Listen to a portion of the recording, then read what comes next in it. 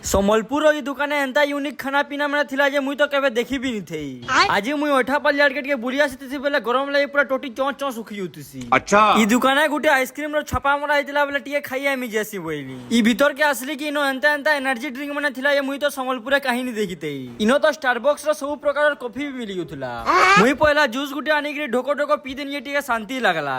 इनो dry fruits माने बिक्सन बेले टिके टेस्ट करमी बोली मागी देखली। एंता तो सब टिके टिके मागी के पेट पुरे देनी आउ काना।